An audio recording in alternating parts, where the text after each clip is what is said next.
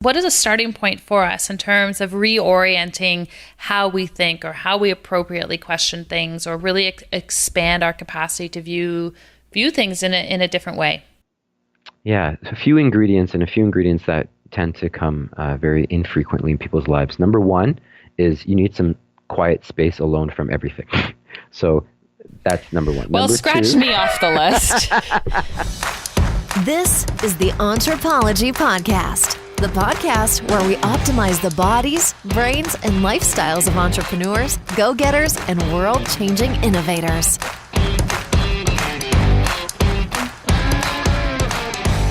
Welcome to the Entrepology Podcast. I'm your host, Dr. Megan Walker.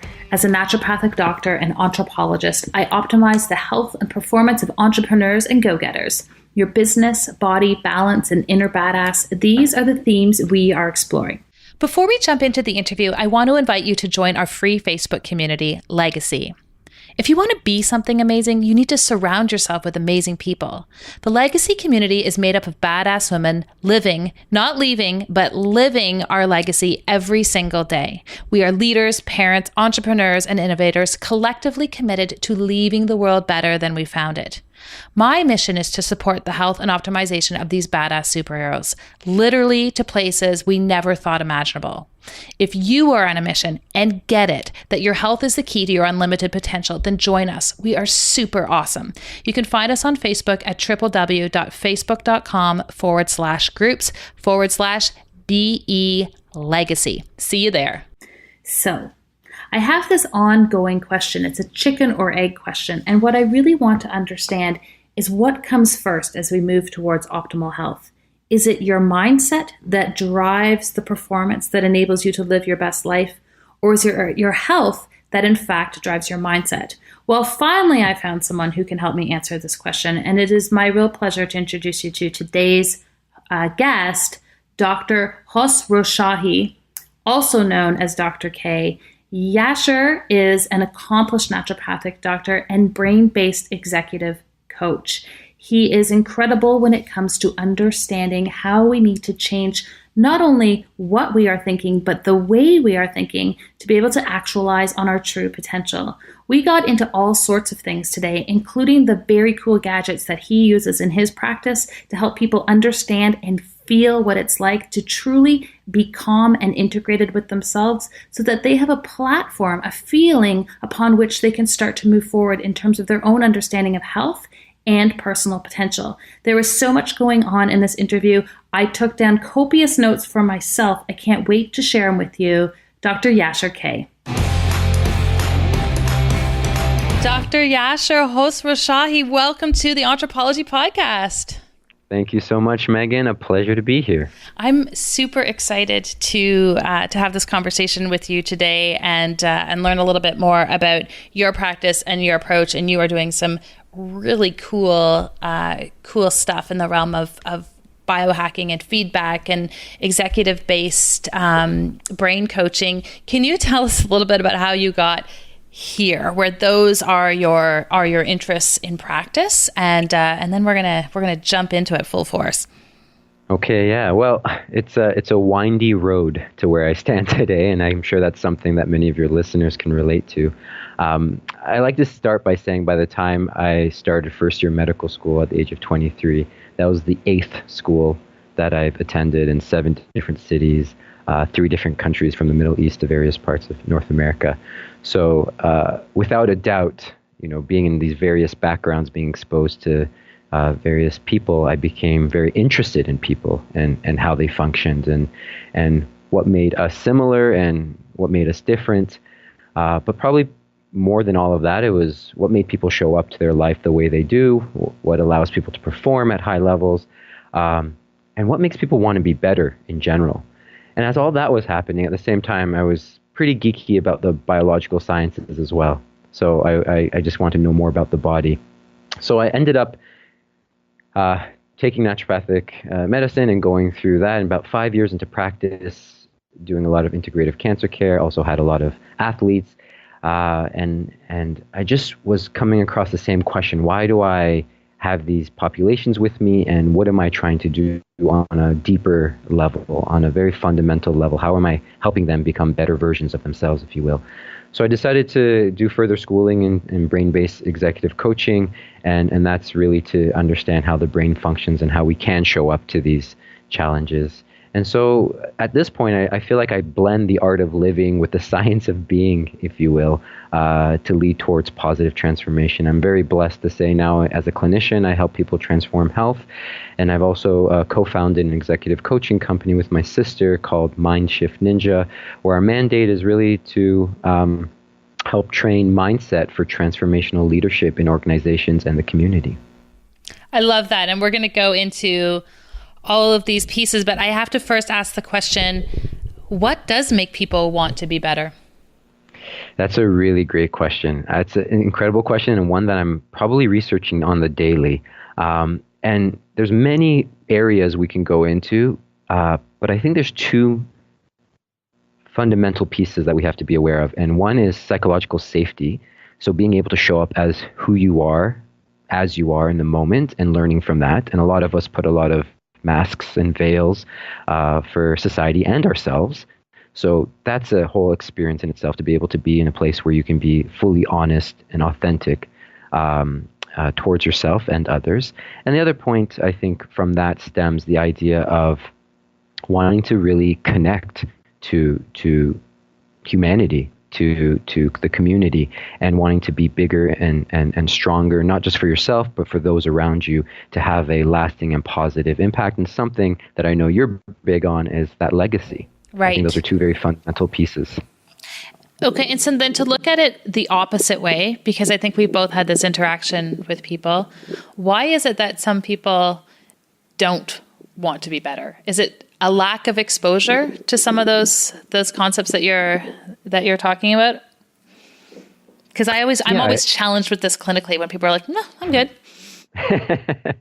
Yeah, well, I think there's a couple of things again, but going back to that psychological safety, it's like, am I allowed to be honest enough with myself to say that something isn't working for me? You know, that in itself takes courage, you know.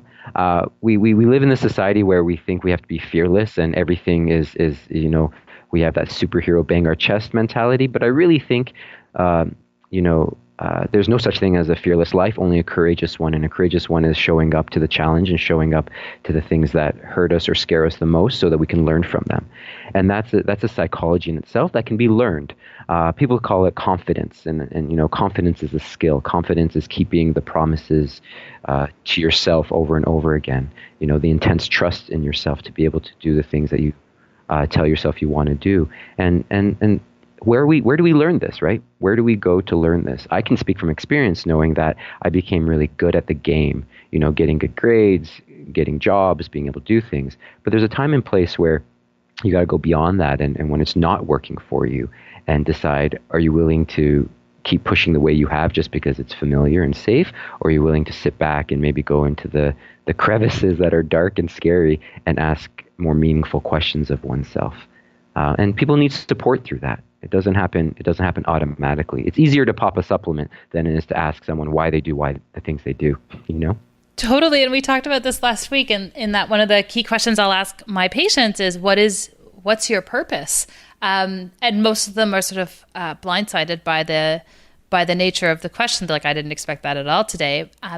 But I do feel like it's fundamental for people being able to heal. And a variety of experiences in my life led me to a place where I ask that question and commit to that question on a daily basis. And when you spoke last week, you were talking a little bit about your story, and you said basically every time something was super scary and challenging, that's where you gravitated towards, which is not what most people do. So what is it about your experiences in your life for you personally that enabled you to approach life that way? Yeah, and I can't. You know, that's a really great question, and I've spoke about this quite a bit with other individuals as well, using fear as a compass to move towards, not away. And I think at the end of the day, perhaps more than anything, being in the position that I find myself in, and that you are in as well, where we are helping people transform in a very fundamental way, I I just didn't want to be a hypocrite. I think it really boils down to that. When I work with the first year health psychology students that I work with, I often ask them what's the worst thing a doctor can do. And a lot of times, the answer is like have the wrong diagnosis, not be able to read blood work, so on and so forth. But really, you can look those things up. Being a hypocrite, I think, is the worst thing you can do. And I think that scared me more than going deep within myself. That paired with the idea of so much change early in my life, always trying to find a footing somewhere where I can kind of call my own. And I learned quickly that I have to look within myself to find that home, so to speak, and to find that connection. And only then can I have stronger connections with other people. So I think a combination of all these things have really pushed me in the direction of moving towards fear to change rather than staying the same. And what I love as you're describing this is that this isn't just, you're not just paying these things lip service. This is truly how you live your life and engage with your patients. And that concept of hypocrisy is so foreign to your character and what you're doing. So congratulations to you on that, because you're nailing it. You're killing it in that respect. I really appreciate it, Megan. Thank you for saying that. Yeah, of course. I want to circle back and just gain clarity around a concept, and that is this notion of a brain-based executive coach. Mm-hmm. What is that? What are you doing with people? Because it sounds super cool. Yeah, well, it's someone that facilitates powerful and positive change by improving thinking. And the reason why there's a brain based in front of that executive coach is because the disciplines of neuroscience and performance psychology are the main drivers behind the methodologies behind the coaching. So it's really leveraging the science of how we think and our mind-body connection to allow us to improve our thinking, and so that we can show up to the challenge, and so that we can be the better version of ourselves, I suppose, is another way of saying it. And is this similar to something like NLP or other techniques that act on that level? Yeah, so I think NLP has a place in all of this, but I think again, if the umbrella would be really the neuroscience community, and there's multiple disciplines within that umbrella of neuroscience. So the neuroscience community and the psychology community and the sciences that inform how we function are really at the root of all this. And then you have various other disciplines and elements of NLP that come in, which is really just a languaging protocol. It's the way we frame things and the way we language things.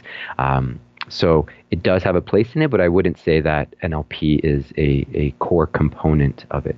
Though I have to say this quick story. I was giving a presentation one day, and after me was someone who was training NLP, and I was saying to her that I haven't really been trained in NLP as sign up for the course, so on and so forth. But I was always interested in what it really did or meant. And after I was done my presentation, she came to me and goes, "Are you sure you're not trained in this?" And I think it's because it really is about frame. It's really about mindset again, which is something I'm sure we're going to get into. Yes, absolutely. So tell me a little bit more about your approach as a brain-based executive coach. Where do you meet people, and then where do you take them? I think the first place is, as we say this in medicine all the time as well, is meeting them where they're at. Really understanding what it is that they're struggling with and where they are and what resources they currently have, and maybe other resources they need to develop. Another way of saying that is I really try to understand two things fundamentally, and this is from Carol Dweck's work from Growth Mindset, and that is, do you have the belief and the desire to go where you want to go? And why I divide those two is the belief is really, again, about the mindset. It's about the unconscious, subconscious working of our brain. And then the desire is the work ethic and the framework that takes us there. And sometimes people have a huge belief, but they don't really have a desire to go there because maybe they're doing it for, their parents told them to or their spouse told them to. But most often where I think brain-based executive coaching becomes quite powerful is people have a huge desire, but they don't necessarily have the belief. And so we work with some of those principles in asking, what we say, asking better questions for better results. So that's where we meet them, and we try to figure out what kind of resources they need there and what kind of a roadmap they've been working off of, and how we can change that map. And then we put it into strategic planning. We put it into the steps, from A to B to C to all the way to Z, and we build it like chapters in a book. And like any other coaching, there's accountability to that, and we go week to week or bi-weekly and give homework in between and check in and keep digging, all while trying to really define fully the underlying belief system and mindset and the framework in which they use to see the challenges that come their way. And how does this intersect for you with naturopathic medicine? How do you combine the two, or do you, when you're working with people? Yeah, great question again. Absolutely. The reason why I decided to get into brain-based executive coaching is because, again, as I was doing medicine, I realized there's something we're trying to get to here, and I don't necessarily have the tools at this moment to ask these better questions or really understand how the brain functions so I can ask these questions. So I can't imagine being in clinic and not using these principles. And the way it interacts is, as naturopathic doctors, we have these brilliant tools. We have these functional testing protocols that can focus on individuals' biochemistry, the story of their physiological functioning. We can give them so many different tools from the biofeedback side that we spoke about, of how their nervous system functions, how to bring them into a more peaceful, calm, gratitude kind of emotional tone. We have all of these things. But if they're not fully committed to learning these things about themselves, and if they're only looking for a handout, so to speak, of food or a supplement to get there, then inevitably they're going to not go the course of their full health. And so I really think, if there's anything I like to think I do, is that I help people learn how to think, feel, and behave or process challenges so that they can show up as their best. And it's almost the idea of teaching a person to fish versus giving them a fish.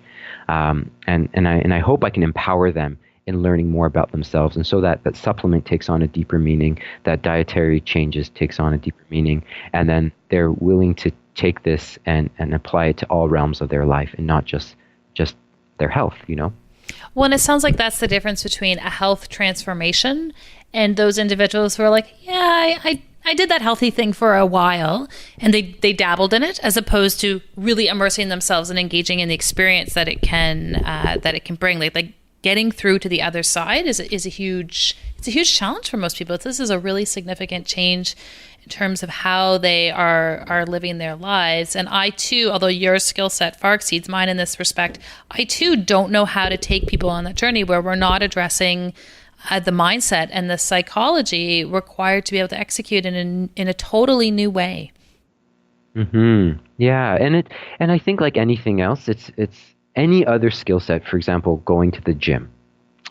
I always use this analogy. It's kind of silly and boring in some ways, but if you go to the gym and your personal trainer puts on 250 pounds on the squat rack, and you've never done a squat in your life, and says, do this for me, what do you think is going to happen? It's going to crush you. You're going to hate working out. You're never going to go back.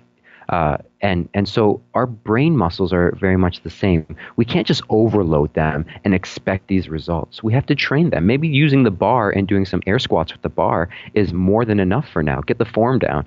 So the way we think through problems, the way we think through our challenges, the way we see ourselves, these are all skill sets, and one has to ask themselves, the listeners can ask themselves right now, when was the last time someone taught you how to think? When was the last time someone held your hand essentially and allowed you to go to those dark pieces and crevices of your mind and helped you work through it? And I think the answer for majority of people is never, if not never, at least not often. And so how we think about our challenges is just as much a muscle we need to work on and find the right training program for that, as is what we think. We tell people what to think. We don't teach them how to think. So how do we do that? Because even me sitting here, I'm like, okay, I want to think that I'm thinking the right way, and I want to expand my capacity to think, but I suspect it is one of those things that we don't know what we don't know. So what is a starting point for us in terms of reorienting how we think or how we appropriately question things, or really expand our capacity to view view things in a different way. Yeah, a few ingredients that tend to come very infrequently in people's lives. Number one is you need some quiet space alone from everything. So that's number one. Well, number scratch two, me off the list. Yeah, you need some, but a lot can happen in a short period of time when you have this distraction-free type True. of environment. And number two is asking really powerful questions, and questions that are always pointing us back into ideas, for example, of intrinsic motivation, why we do the things we do on a deeper level, and other pieces like our innate human needs, which means how do we connect to the people and the community around us, and why is that important to us? And then questions about harmonious action. How do I live my life currently that allows me to express those two things we just spoke of? Again, we say we want to lose weight, but we're having bagel Twinkies for breakfast. That's not harmonious. And usually that, we stop there and we say, well, that's not harmonious. That's a problem. But we got to go back a step. And again, ask about identity, ask about influence, ask about the motivation within ourselves, that when no one's looking and we feel that surge of excitement about life in us, what is that about? It can't be about social media. It can't be about our parents. It can't be about our spouses or even our children at the beginning. We can then relate it back to those things. But most people don't spend the time to ask those deeper questions, and therefore it makes it more difficult when we're faced with challenges, because we don't have that best version of ourselves to go back and say, these are the characteristics that drives the best of me. These are the knowledge points, the wisdom points even better, that drive the best of me, and I can then apply this formula to the challenge ahead. So again, when we're taught any other skill, we're said do X, Y, and Z, and you'll get there. But X, Y, and Z has to be from a very deep internal place, and we don't spend the time asking those questions, I think, is the main problem. And so how long, in working with people, how long does it take to get to a place where asking those questions, or even a base set of questions, becomes innate to how people make decisions or evaluate opportunities moving forward?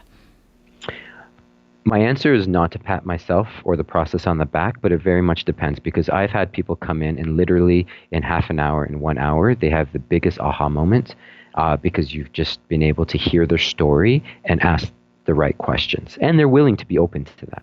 Right. And then I've had other individuals who take 3 to 6 to 12 months to become in a sustainable. The changes have been made, but it's not as sustainable. And the biggest caveat to those 2 points, I would say this, is I think sometimes another challenge we fall upon is we think that success is a linear approach, and it's not. I think this mental toughness piece is about being forgiving, loving, and caring towards yourself as you face situations where you could easily be judgmental and hateful towards yourself.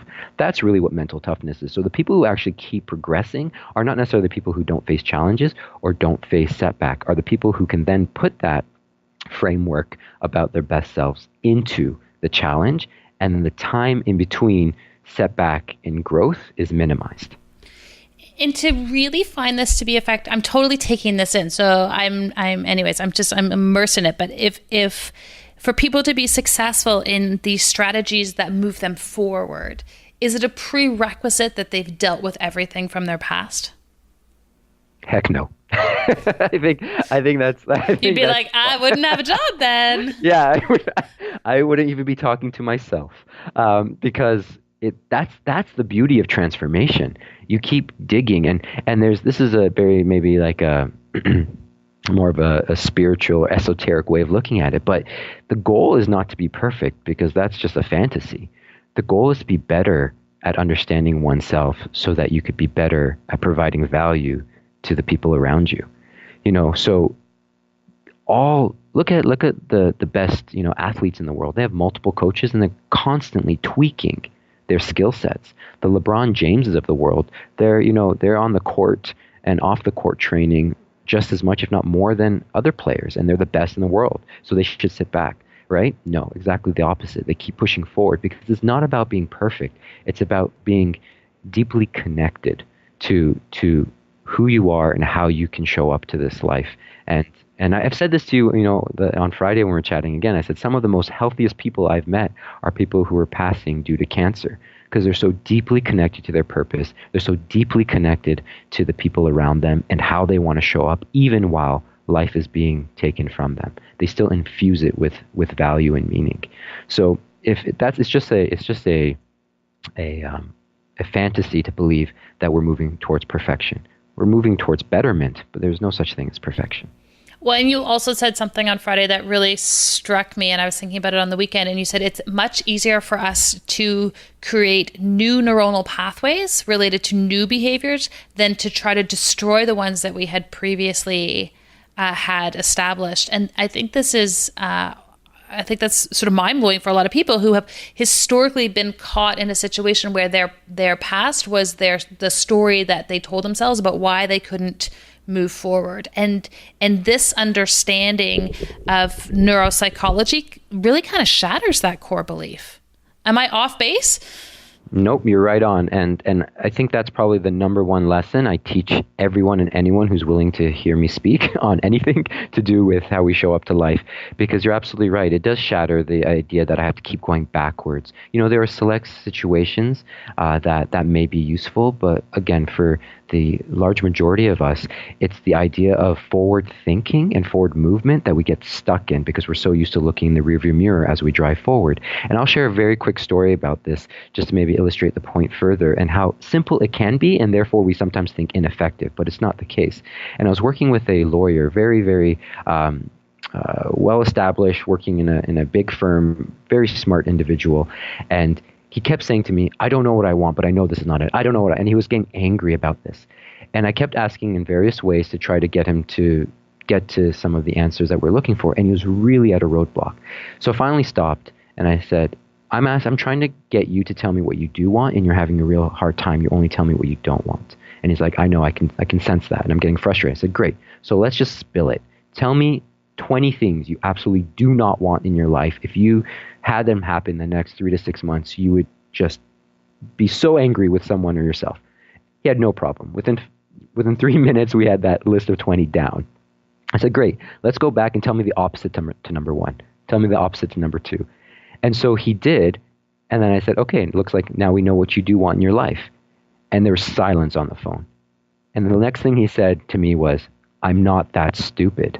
And I said, I know you're not. That's the problem. You're so smart that you've learned a certain way of thinking that you're stuck in that version of thinking. This is not about being stupid. This is about changing your training up, right? So we just tweaked the exercise, and he had the biggest aha moment. And he's like, now I have 20 things I want in my life. When do we get started? Do you know what I mean? Yes. So it's a matter of, let's not go with the old. Let's pave anew, and let's focus on that, because that drives us forward.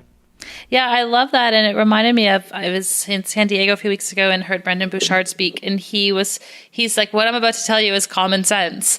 And he kind of smiled. He's like, but the thing is, he's like, there's a huge difference between common sense and common doing.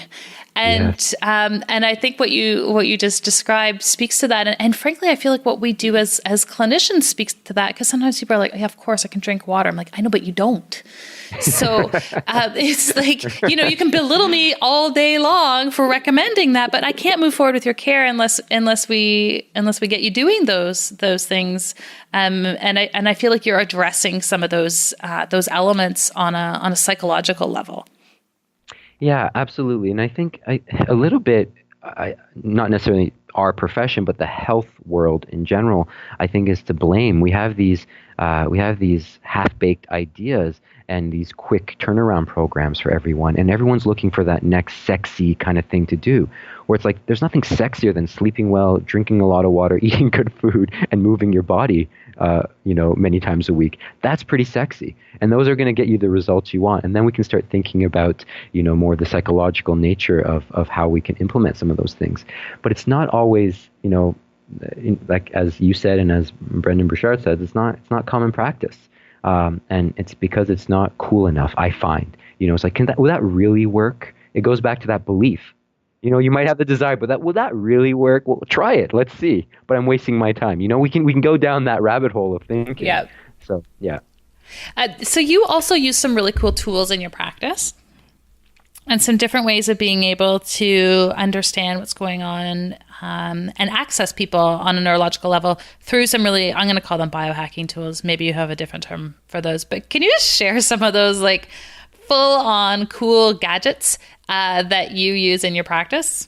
I'm not belittling them. I'm super interested, but I don't know a better term to use. So gadgets is. Well, that's what they are. They're gadgets. This is where technology becomes our friend. We hear so much about how technology is not good for us, but this is where it can be very good for us. So the first piece of gadget, if you will, that I started with was heart rate variability biofeedback, which is it's a big term, which essentially looks at the relationship of your sympathetic, so your stress nervous system, and your parasympathetic nervous system, which is your rest and digest nervous system, and looks at the relationship. Which one is more dominant in your day-to-day as you sit there? And then it helps us learn in real-time feedback how we can change our posture, our breathing, even our feeling and thinking to bring us more in a parasympathetic or rest and digest state of being.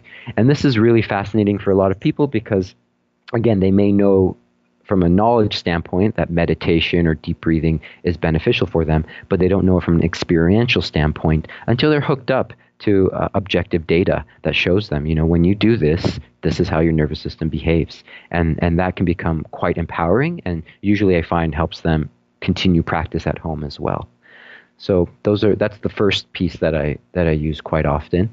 And then the other piece that I just most recently brought into practice is a device called NuCalm, NuCalm. And essentially it uses neuroacoustics or sound waves to train the brain into what's known as an alpha or theta brain waves, which those are your pre-sleep or deep meditative states. And what I love about this machine is that no one who uses it necessarily needs to be fluent in meditation or yoga or anything else like that. They essentially put the device on and the technology takes you there. And within 20 to 40 minutes of being, we'll call it under the spell of this device, it can be equivalent to about 2 to 4 hours of restorative sleep. So again, this is incredibly practical for people who are working very hard, people who have mental health challenges. I use it with concussion patients as well, and really anyone who's looking to recover better. And it's the massage for the nervous system is how I brand it to them. And how do you incorporate that into your practice? Like, does everyone do it? Yeah, I would say a good 80 to 85% people do it. A lot of times it depends. Some people come in and they just want to use that machine because they've heard it from, one of their friends used it. And then I use that as a way to bring them in and do more of the conversation around why are we actually using this and how can it benefit you in conjunction with naturopathic medicine and some of the coaching.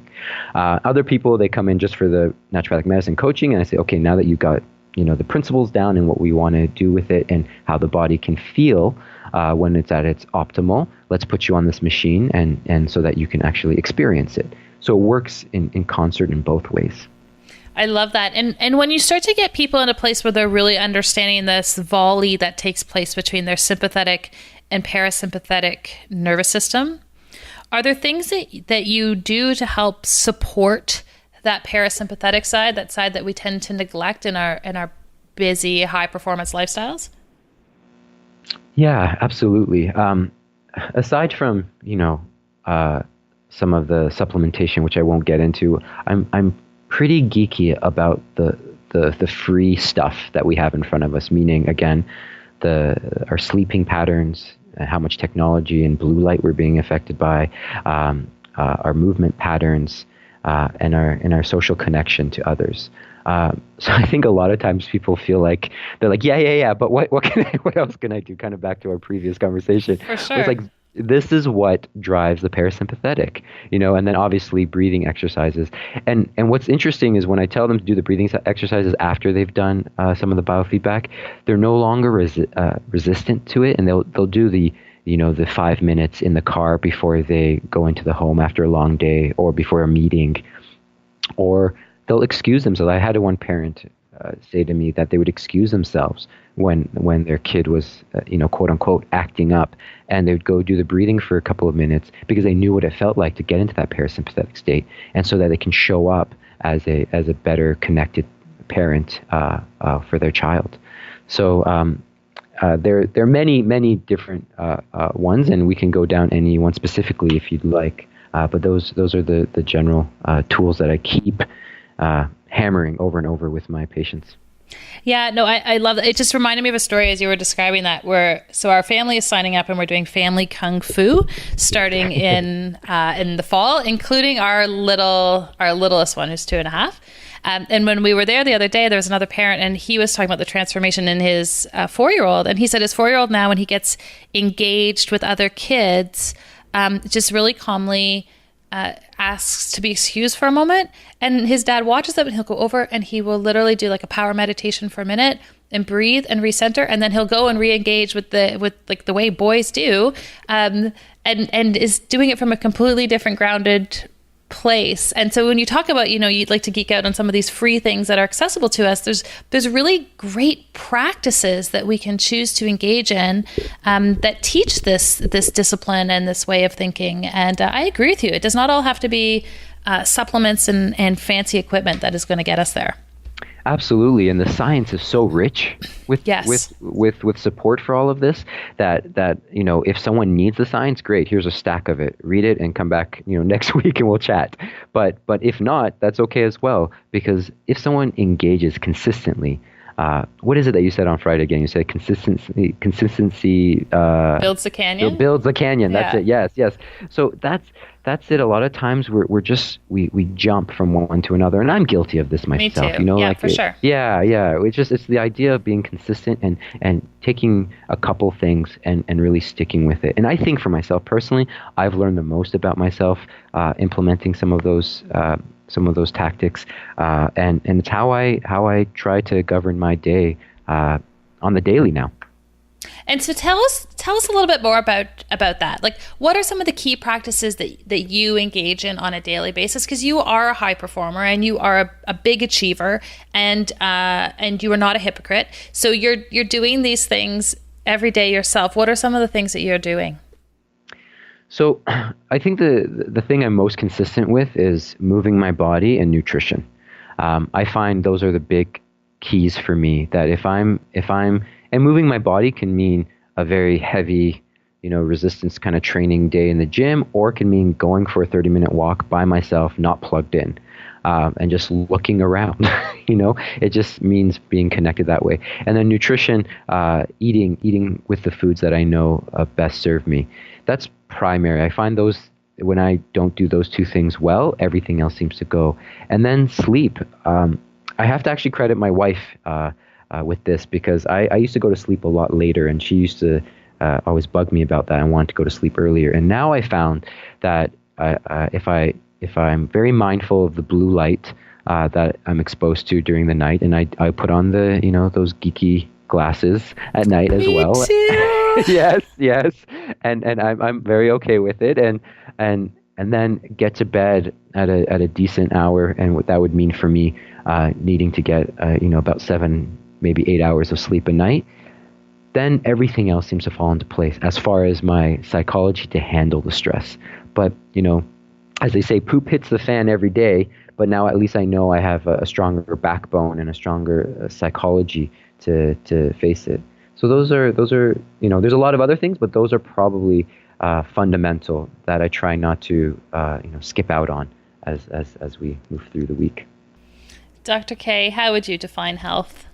I love this question, and for me, it's really living on purpose with purpose. And what I mean by that is the on purpose part becomes about that connection, that mindfulness, that ability for us to pay attention and be aware of our surroundings and our inner workings, and then pair that up with a purpose that drives meaning and significance in your life.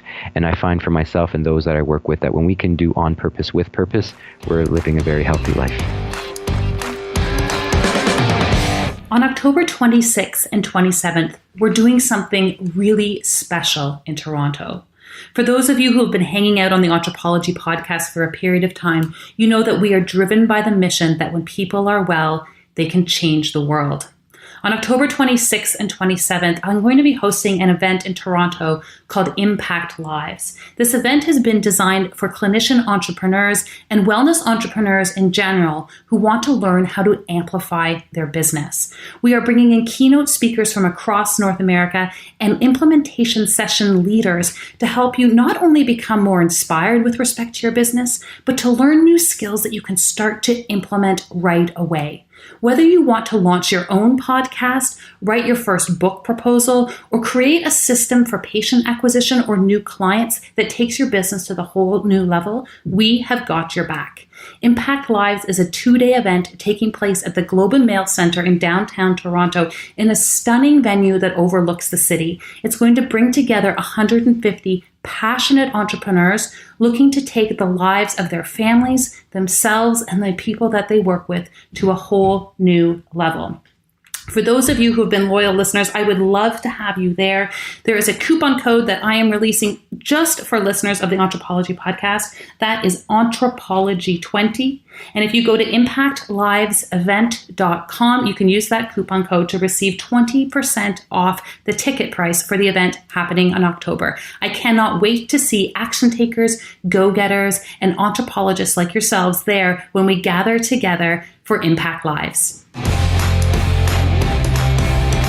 Amazing. And what a perfect place to transition to the second half of our interview, which is called our KPIs, or key performance indicators. So just like we would have these in our business, I believe that we have them in how we live our lives as well. So I've got a few quick rapid fire questions for you.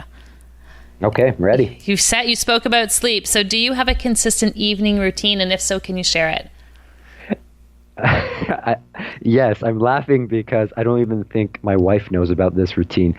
And that is, there are many things revealed. Secrets revealed. If not on a podcast, where else? There's many things that happen in the evening, but the one thing I am most consistent with, and I've just started doing this many months ago, and it's really been brilliant for me, is no matter how the day goes, if it's a brilliant day or a very challenging day, when I put my head down on the pillow, I smile. I close my eyes, I smile, and I do many deep breaths, calm breaths, and I feel what it feels like to be grateful. I may not be able to think of something if the day is really tough, but I look at that as like the heavy squat day. You know, you may not want to do it, but this is where the muscle's built. And I feel the feeling of gratitude, and I smile, and I literally breathe and smile my way into sleep. So that's my most consistent nighttime routine. I love that because there's not a single person listening who can't adopt that, who isn't too busy to get into bed and smile.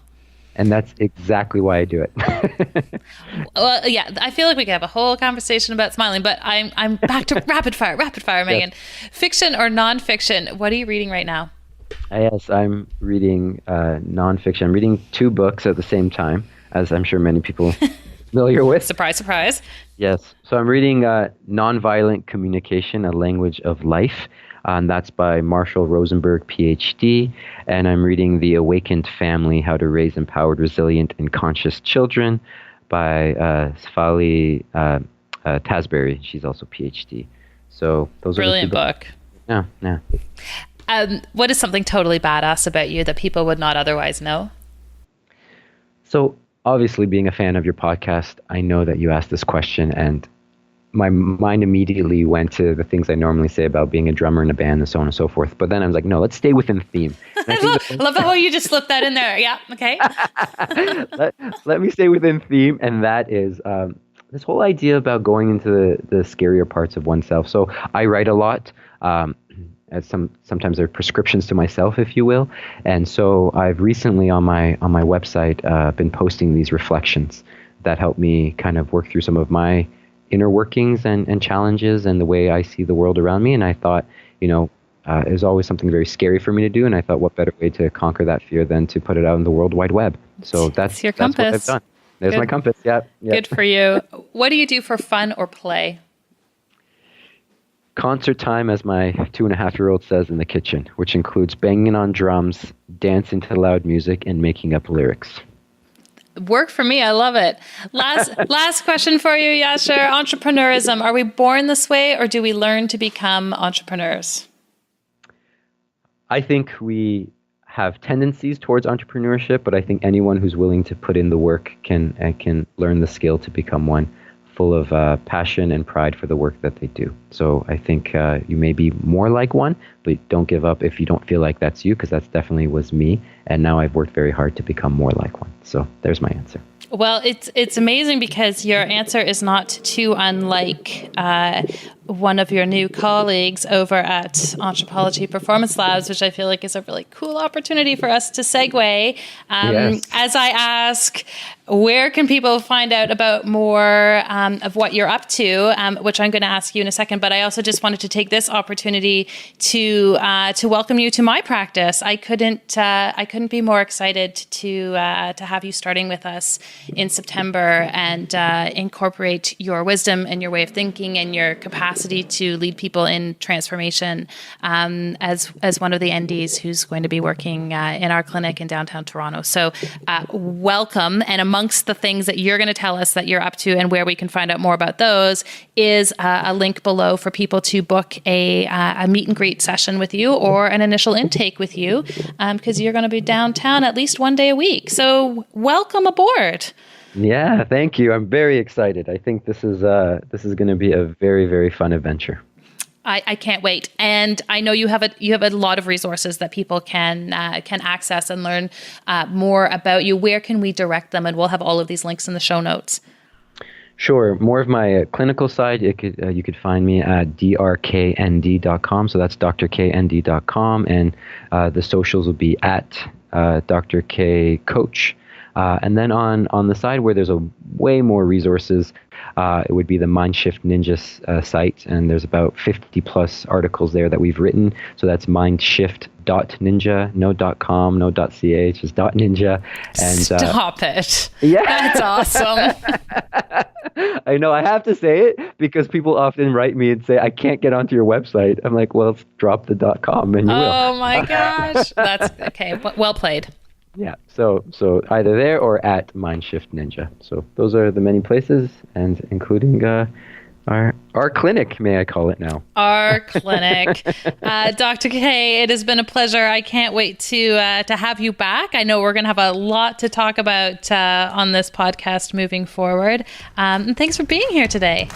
Absolutely, my pleasure, Megan. Thank you for having me. If you enjoyed our conversation and would like to hear more, head on over to Stitcher or iTunes and subscribe to the Entrepology podcast. We would also really appreciate a quick review. When people have their health, they can change the world. Let us keep you healthy and you go change the world.